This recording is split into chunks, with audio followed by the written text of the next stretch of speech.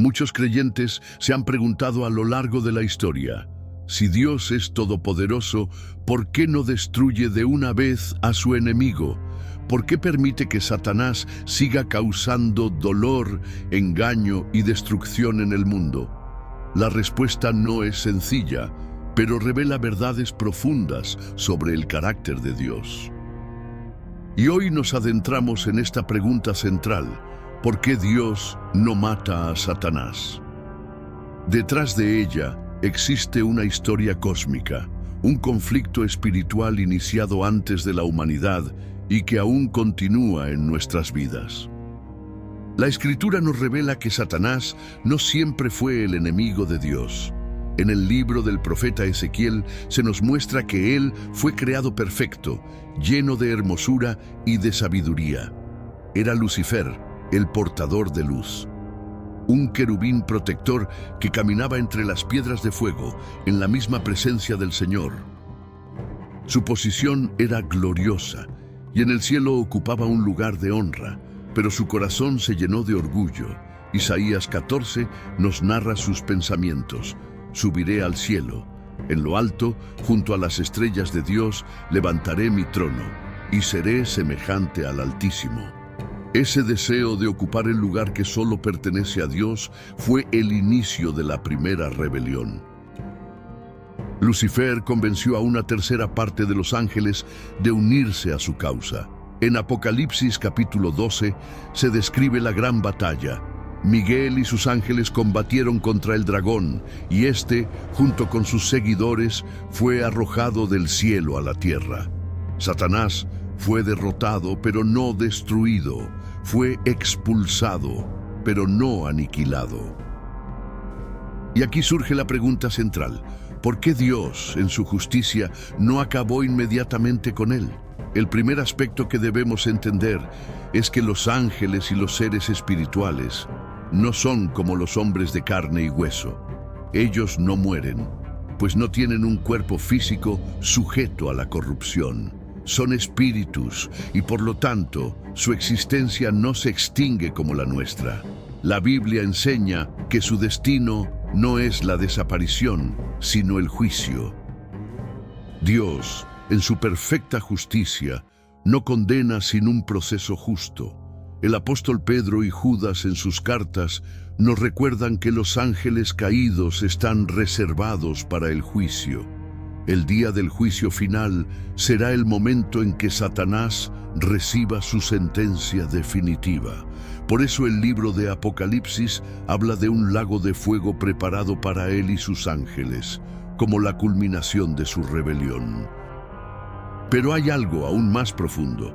Dios no solo es justo, sino también amor, y el amor verdadero siempre respeta la libertad. Cuando Dios creó a los ángeles y al hombre, les otorgó libre albedrío.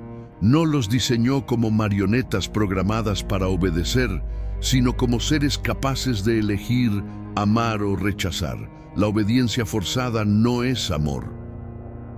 Si Dios hubiese destruido inmediatamente a Lucifer tras su rebelión, el resto del universo podría haber obedecido a Dios por temor, no por convicción. Hubieran pensado: si nos rebelamos, seremos destruidos. Pero el propósito eterno de Dios es que lo sirvan por amor, y para eso era necesario que la rebelión siguiera su curso hasta que quedara en evidencia el fruto del pecado.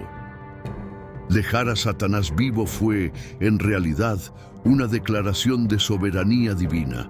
Fue como si Dios dijera: no necesito destruirte para probar que mi camino es el verdadero.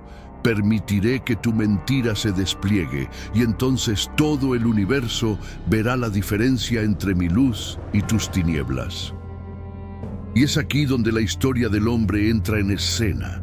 Desde el Edén, Satanás ha intentado arruinar el plan de Dios. Tentó a Adán y Eva, y por medio de su engaño entró el pecado en el mundo.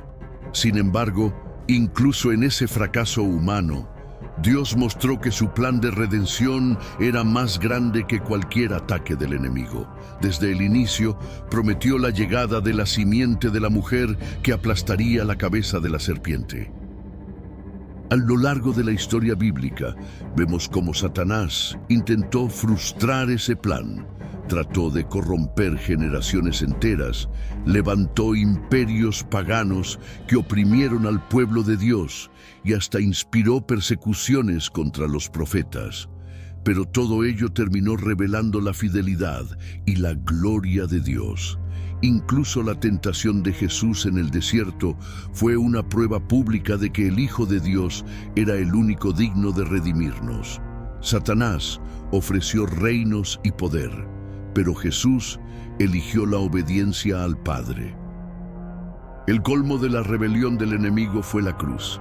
Satanás creyó que había vencido cuando Judas entregó a Jesús y los líderes religiosos lo condenaron. Sin embargo, fue justamente allí donde se consumó la derrota definitiva del adversario. Colosenses 2:15 nos dice que Cristo despojó a los principados y potestades, triunfando sobre ellos en la cruz. Lo que parecía la mayor victoria del diablo se transformó en la más grande victoria de Dios. Esto nos muestra una verdad profunda. Dios puede usar incluso a su enemigo para cumplir sus planes.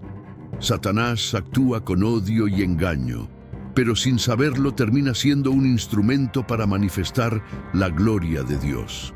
Lo vemos en la vida de Job. El enemigo lo atacó, pero al final Job salió más fortalecido en su fe. Lo vemos en Pablo, quien decía que el aguijón en la carne, un mensajero de Satanás, lo mantenía dependiente de la gracia de Cristo. ¿Por qué entonces Dios no mata a Satanás todavía? Porque su paciencia tiene un propósito.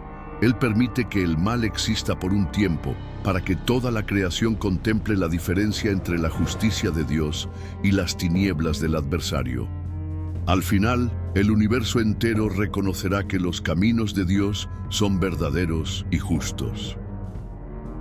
El Apocalipsis describe el desenlace.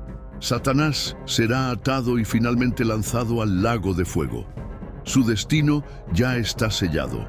Y aunque su tiempo es corto y su furia grande, el pueblo de Dios descansa en la victoria de Cristo. Mientras tanto, cada tentación forma parte de este conflicto espiritual, pero no estamos solos, pues Efesios 6 nos recuerda que nuestra batalla es contra potestades invisibles y que contamos con la armadura de Dios para resistir. Hoy, cuando nos preguntamos por qué Dios no ha eliminado aún al diablo, debemos recordar que esa demora forma parte de un plan mayor. Revelar su justicia y su amor hasta que el juicio final muestre la verdad de su reino. Porque en Cristo la sentencia ya está escrita y pronto veremos cumplida la promesa. El Dios de paz aplastará en breve a Satanás bajo vuestros pies. Si este estudio sobre por qué Dios no mata a Satanás te ha inspirado, no olvides suscribirte a nuestro canal y activar las notificaciones para recibir más contenido sobre la Biblia, crecimiento espiritual y enseñanzas de Jesús. Aquí encontrarás reflexiones sobre la vida cristiana, narrativas sagradas y parábolas bíblicas. Únete a nuestra comunidad de seguidores de Cristo mientras exploramos juntos los significados bíblicos y descubrimos nuevas lecciones de vida cristiana. Comparte este video y ayúdanos a difundir la palabra de Dios.